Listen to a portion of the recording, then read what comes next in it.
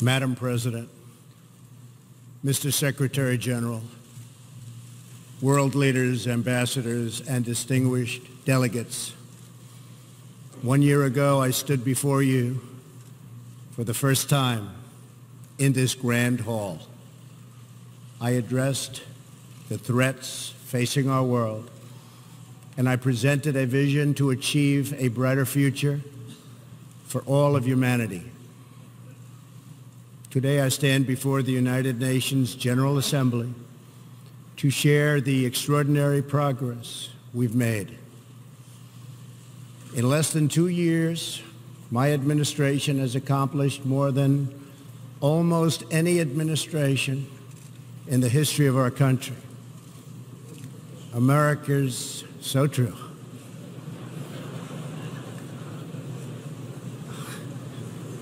Didn't expect that reaction, but that's okay.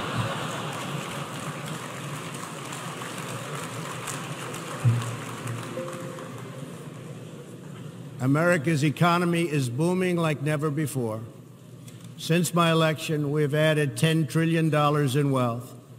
The stock market is at an all-time high in history, and jobless claims are at a 50-year low. African American, Hispanic American, and Asian American unemployment have all achieved their lowest levels ever recorded. We've added more than 4 million new jobs, including 500,000 manufacturing jobs. We have passed the biggest tax cuts and reforms in American history. We've started the construction of a major border wall, and we have greatly strengthened border security. We have secured record funding for our military, $700 billion this year and $716 billion next year. Our military will soon be more powerful than it has ever been before. In other words, the United States is stronger, safer, and a richer country than it was when I assumed office less than 2 years ago. We are standing up for America and for the American people, and we are also standing up for the world. This is great news for our citizens and for peace-loving people everywhere. We believe that when nations respect the rights of their neighbors and defend the interests of their people, they can better work together to secure the blessings of safety, prosperity, and peace. Each of us here today is the emissary of a distinct culture, a rich history, and a people bound together by ties of memory, tradition, and the values that make our homelands like nowhere else on earth. That is why America will always choose independence and cooperation over global governance, control, and domination. I honor the right of every nation in this room to pursue its own customs, beliefs, and traditions. The United States will not tell you how to live or work or worship. We only ask that you honor our sovereignty in return. From Warsaw to Brussels to Tokyo to Singapore, it has been my highest honor to represent the United States abroad. I have forged close relationships and friendships and strong partnerships with the leaders of many nations in this room, and our approach has always yielded incredible change. With support from many countries here today, we have engaged with North Korea to replace the specter of conflict with a bold and new push for peace. In June, I traveled to Singapore to meet face-to-face with North Korea's leader, Chairman Kim Jong-un. We had highly productive conversations and meetings, and we agreed that it was in both countries' interest to pursue the denuclearization of the Korean Peninsula. Since that meeting, we have already seen a number of encouraging measures that few could have imagined only a short time ago. The missiles and rockets are no longer flying in every direction. Nuclear testing has stopped. Some military facilities are already being dismantled. Our hostages have been released, and as promised, the remains of our fallen heroes are being returned home to lay at rest in American soil. I would like to thank Chairman Kim for his courage and for the steps he has taken, though much work remains to be done. The sanctions will stay in place until denuclearization occurs. I also want to thank the many member states who helped us reach this moment, a moment that is actually far greater than people would understand, far greater, but for also their support and the critical support that we will all need going forward. Special thanks to President Moon of South Korea, Prime Minister Abe of Japan, and President Xi of China. In the Middle East, our new approach is also yielding great strides and very historic change. Following my trip to Saudi Arabia last year, the Gulf countries opened a new center to target terrorist financing. They are enforcing new sanctions, working with us to identify and track terrorist networks, and taking more responsibility for fighting terrorism and extremism in their own region. The UAE, Saudi Arabia, and Qatar have pledged billions of dollars to aid the people of Syria and Yemen, and they are pursuing multiple avenues to ending Yemen's horrible, horrific civil war. Ultimately, it is up to the nations of the region to decide what kind of future they want for themselves and their children. For that reason, the United States is working with the Gulf Cooperation Council, Jordan, and Egypt to establish a regional strategic alliance so that Middle Eastern nations can advance prosperity, stability, and security across their home region. Thanks to the United States military and our partnership with many of your nations, I am pleased to report that the bloodthirsty killers known as ISIS have been driven out from the territory they once held in Iraq and Syria. We will continue to work with friends and allies to deny radical Islamic terrorists any funding, territory, or support, or any means of infiltrating our borders. The ongoing tragedy in Syria is heartbreaking. Our shared goals must be the de-escalation of military conflict, along with a political solution that honors the will of the Syrian people. In this vein, we urge the United Nations-led peace process be reinvigorated. But rest assured, the United States will respond if chemical weapons are deployed by the Assad regime. I commend the people of Jordan and other neighboring countries for hosting refugees from this very brutal civil war. As we see in Jordan, the most compassionate policy is to place refugees as close to their homes as possible, to ease their eventual return to be part of the rebuilding process. This approach also stretches finite resources to help far more people, increasing the impact of every dollar spent. Every solution to the humanitarian crisis in Syria must also include a strategy to address the brutal regime that has fueled and financed it, the corrupt dictatorship in Iran. Iran's leaders sow chaos, death, and destruction. They do not respect their neighbors or borders or the sovereign rights of nations. Instead, Iran's leaders plunder the nation's resources to enrich themselves and to spread mayhem across the Middle East and far beyond. The Iranian people are rightly outraged that their leaders have embezzled billions of dollars from Iran's treasury, seized valuable portions of the economy, and looted the people's religious endowments, all to line their own pockets and send their proxies to wage war. Not good. Iran's neighbors have paid a heavy toll for the region's agenda of aggression and expansion.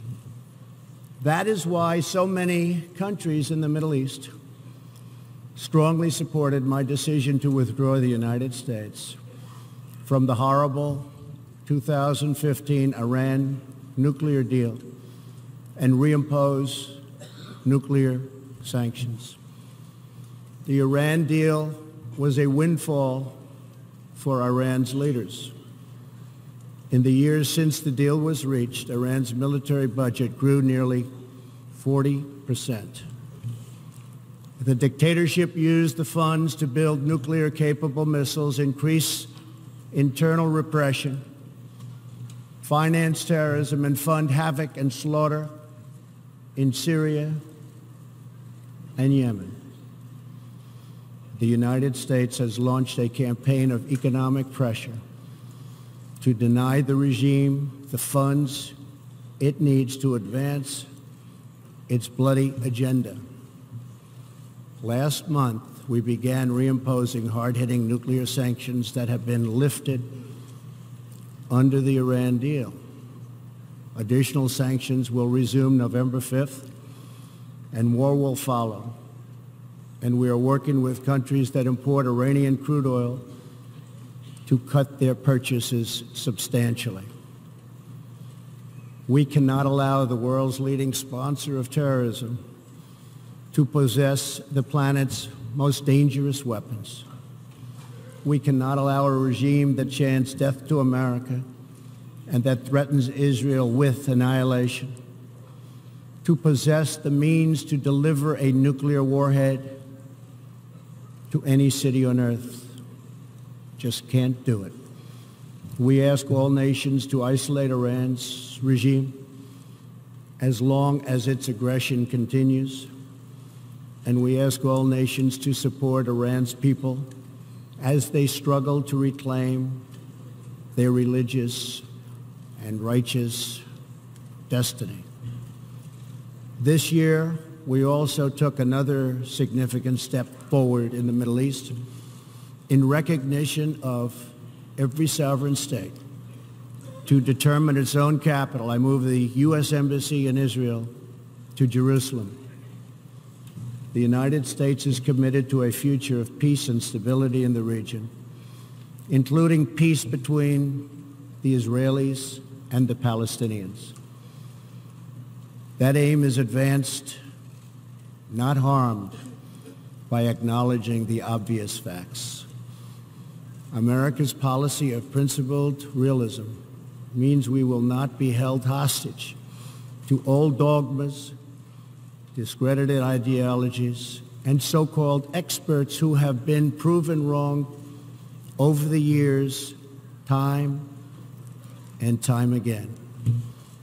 This is true not only in matters of peace, but in matters of prosperity. We believe that trade must be fair and reciprocal. The United States will not be taken advantage of any longer. For decades, the United States opened its economy, the largest by far on earth, with few conditions. We allowed foreign goods from all over the world to flow freely across our borders. Yet, other countries did not grant us fair and reciprocal access to their markets in return. Even worse, some countries abused their openness to dump their products, subsidize their goods, target our industries, and manipulate their currencies to gain unfair advantage over our country. As a result, our trade deficit ballooned to nearly $800 billion a year. For this reason, we are systematically renegotiating broken and bad trade deals. Last month, we announced a groundbreaking U.S.-Mexico trade agreement. And just yesterday, I stood with President Moon to announce the successful completion of the brand new U.S.-Korea trade deal. And this is just the beginning. Many nations in this hall will agree that the world trading system is in dire need of change. For example, countries were admitted to the World Trade Organization that violate every single principle on which the organization is based. While the United States and many other nations play by the rules, these countries use government-run industrial planning and state-owned enterprises to rig the system in their favor. They engage in relentless product dumping, forced technology transfer, and the theft of intellectual property. The United States lost over 3 million manufacturing jobs, nearly a quarter of all steel jobs, and 60,000 factories after China joined the WTO. And we have racked up $13 trillion in trade deficits over the last 2 decades. But those days are over. We will no longer tolerate such abuse. We will not allow our workers to be victimized, our companies to be cheated, and our wealth to be plundered and transferred. America will never apologize for protecting its citizens. The United States has just announced tariffs on another $200 billion in Chinese-made goods, for a total so far of $250 billion. I have great respect and affection for my friend, President Xi, but I have made clear our trade imbalance is just not acceptable. China's market distortions and the way they deal cannot be tolerated. As my administration has demonstrated, America will always act in our national interests. I spoke before this body last year and warned that the UN Human Rights Council had become a grave embarrassment to this institution, shielding egregious human rights abusers while bashing America and its many friends. Our ambassador to the United Nations, Nikki Haley, laid out a clear agenda for reform, but despite reported and repeated warnings, no action at all was taken. So the United States took the only responsible course. We withdrew from the Human Rights Council, and we will not return until real reform is enacted. For similar reasons, the United States will provide no support in recognition to the International Criminal Court. As far as America is concerned, the ICC has no jurisdiction, no legitimacy, and no authority. The ICC claims near universal jurisdiction over the citizens of every country, violating all principles of justice, fairness, and due process. We will never surrender America's sovereignty to an unelected, unaccountable global bureaucracy. America is governed by Americans. We reject the ideology of globalism, and we embrace the doctrine of patriotism. Around the world, responsible nations must defend against threats to sovereignty, not just from global governments, but also from other new forms of coercion and domination. In America, we believe strongly in energy security for ourselves and for our allies. We have become the largest energy producer anywhere on the face of the earth. The United States stands ready to export our abundant, affordable supply of oil, clean coal, and natural gas. OPEC and OPEC nations are, as usual, ripping off the rest of the world. And I don't like it. Nobody should like it. We defend many of these nations for nothing, and then they take advantage of us by giving us high oil prices. Not good. We want them to stop raising prices. We want them to start lowering prices, and they must contribute substantially to military protection from now on. We are not going to put up with it, these horrible prices, much longer. Reliance on a single foreign supplier can leave a nation vulnerable to extortion and intimidation.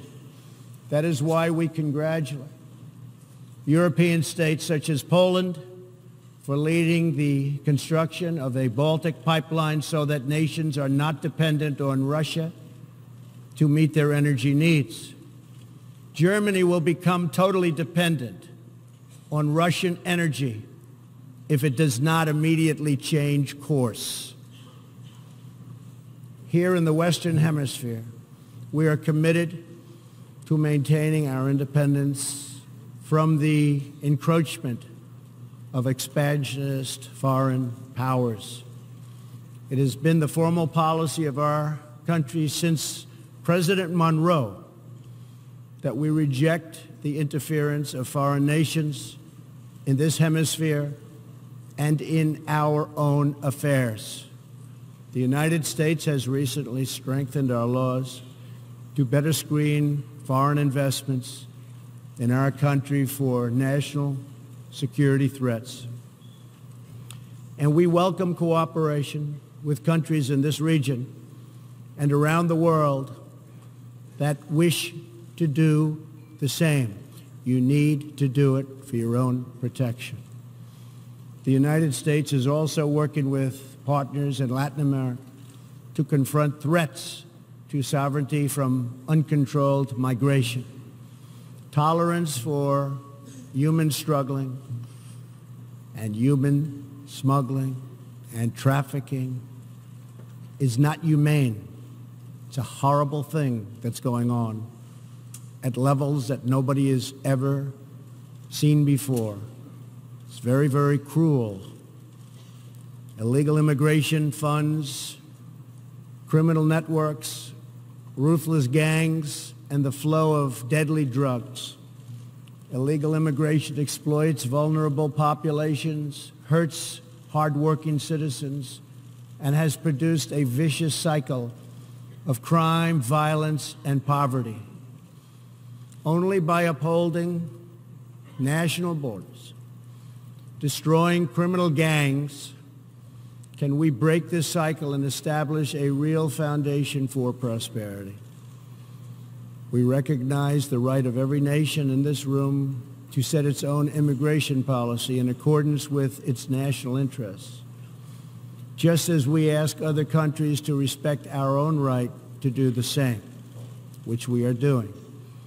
That is one reason the United States will not participate in the new Global Compact on Migration. Migration should not be governed by an international body unaccountable to our own citizens. Ultimately, the only long-term solution to the migration crisis is to help people build more hopeful futures in their home countries. Make their countries great again. Currently, we are witnessing a human tragedy, as an example, in Venezuela, More than 2 million people have fled the anguish inflicted by the socialist Maduro regime and its Cuban sponsors. Not long ago, Venezuela was one of the richest countries on earth. Today, socialism has bankrupted the oil-rich nation and driven its people into abject poverty. Virtually everywhere socialism or communism has been tried, it has produced suffering, corruption, and decay. Socialism's thirst for power leads to expansion, incursion, and oppression. All nations of the world should resist socialism and the misery that it brings to everyone. In that spirit, we ask the nations gathered here to join us in calling for the restoration of democracy in Venezuela. Today we are announcing additional sanctions against the repressive regime, targeting Maduro's inner circle and close advisors.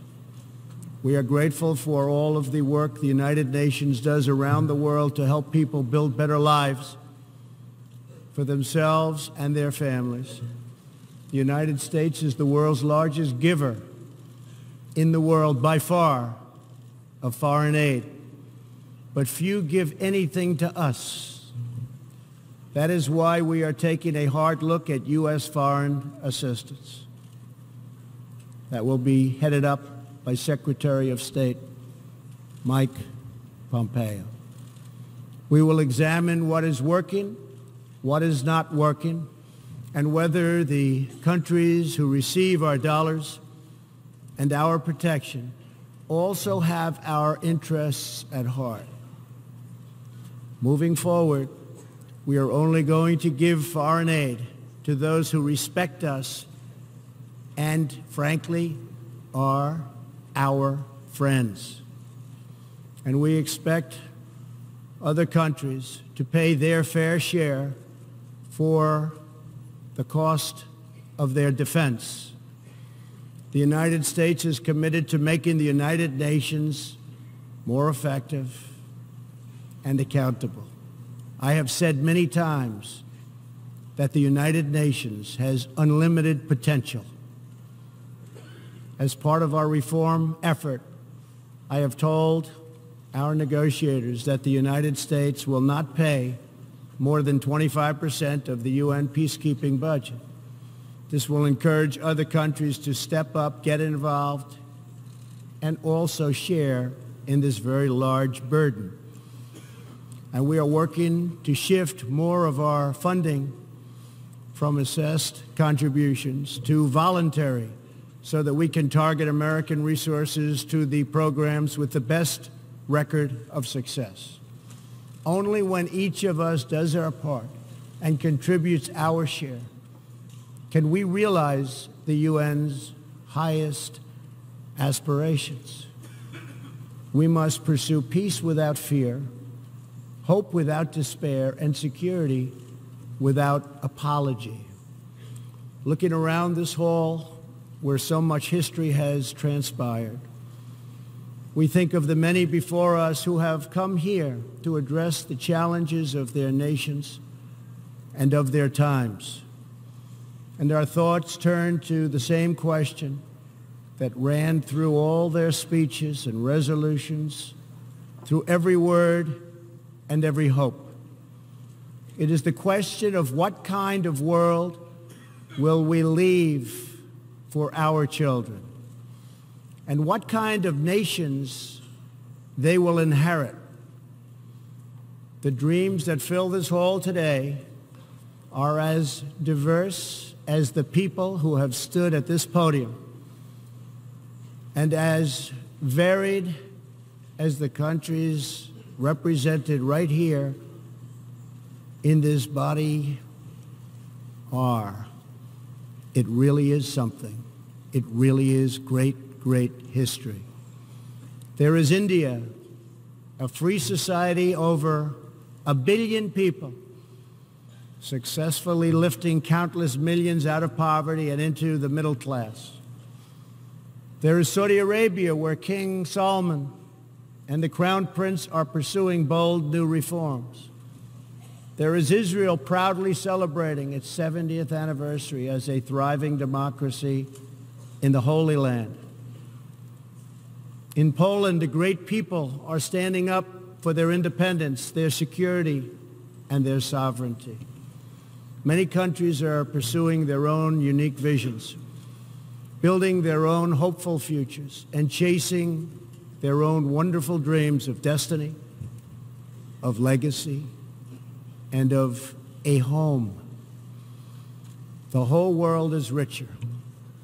Humanity is better because of this beautiful constellation of nations, each very special, each very unique, and each shining brightly in its part of the world.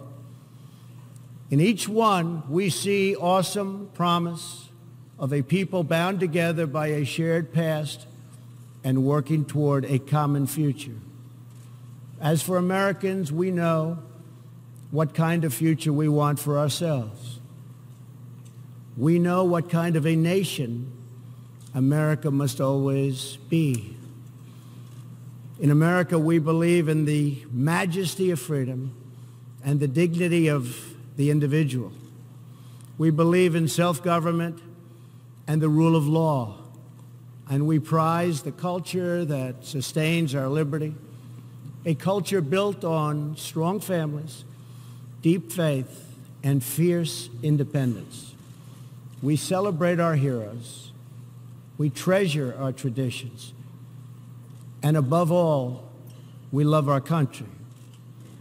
Inside everyone in this great chamber today, and everyone listening all around the globe, there is the heart of a patriot that feels the same powerful love for your nation, the same intense loyalty to your homeland, the passion that burns in the hearts of patriots and the souls of nations has inspired reform and revolution, sacrifice and selflessness, scientific breakthroughs, and magnificent works of art.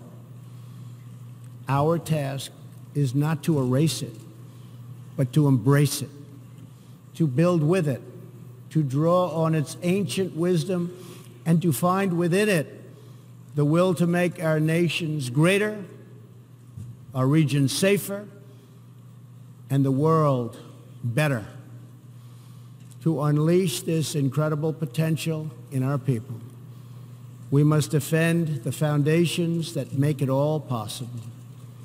Sovereign and independent nations are the only vehicle where freedom has ever survived, democracy has ever endured, or peace has ever prospered. And so we must protect our sovereignty and our cherished independence above all. When we do, we will find new avenues for cooperation unfolding before us.